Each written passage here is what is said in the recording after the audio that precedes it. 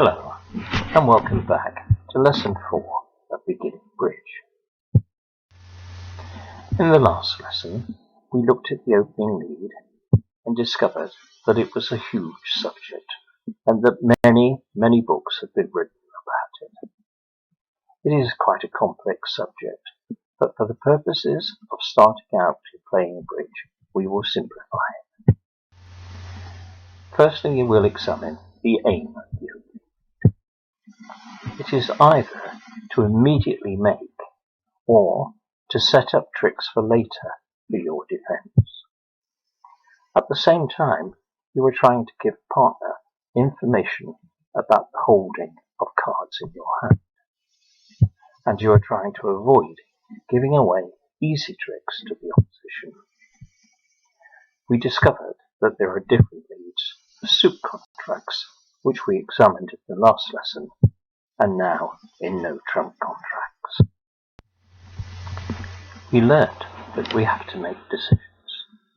Firstly, we must decide on the suit we're going to lead from, and then we must choose the card from within that suit.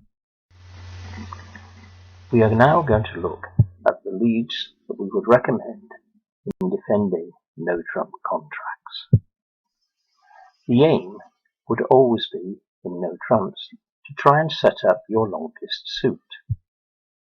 So, suit first, and then we must choose the card in that suit.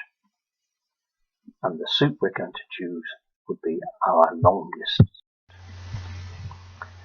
So, we have decided that suit. Now we must choose the card. And there is a sequence in the choice. Top of a sequence of honours of 3. So here, the King of Spades would be a good lead from a holding of King, Queen, and Jack of Spades. Or it may be top of an interior sequence. We'll look at that now. Here we have the Queen and then the 9, 8, 7. So we would choose to lead the top of the interior sequence, the 9 of diamonds. Or even the top of a near sequence. So Queen, 10, 9, 5. So that's almost Queen, Jack, 10. So we would choose the Queen. But the choice most often made will be fourth from an honour. So we count back from the honour. King, 1, 9, 2, 5, 3, 3, 4 from an honour. Then there's middle up down, and leading a doubleton and a singleton is really not worthwhile against a no trump contract. We'll now look at some examples of leading from the top of an interior sequence or a near sequence. Here's the sequence King, Jack, 10, 9, 6. And we would lead the Jack, the top of an interior sequence, Jack, 10, 9. Why? Always hoping to drive out the higher cards to make your top card a winner. So leading the Jack might drive out the Queen and even the Ace, leaving you with the King, the 10 and the 9. We'll now look at fourth from an honour. Here's an example. We would lead the 3, counting back from the King, so the fourth from the honour is the 3. And again, why?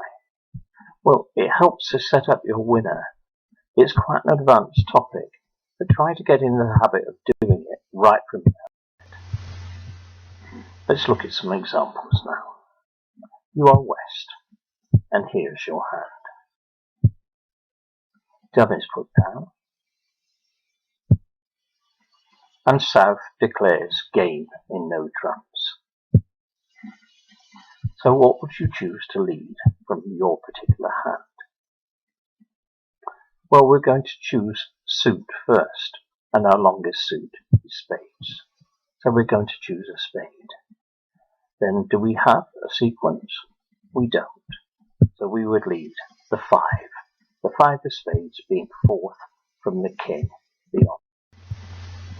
So again, you're west, and south is declarer, and here is your hand defending no trumps. It looks almost the same, but we've changed one card. So dame is put down, and your south declares game in no trumps. What would you choose now? Not fourth from another this time, because now we have a sequence, king, queen, jack. So we would lead king, top of the sequence. In no trumps, it must be a sequence of 3. So here's a strategy tip for defenders. Return the suit the partner led. Be very happy. Now there's a crib sheet for you to download.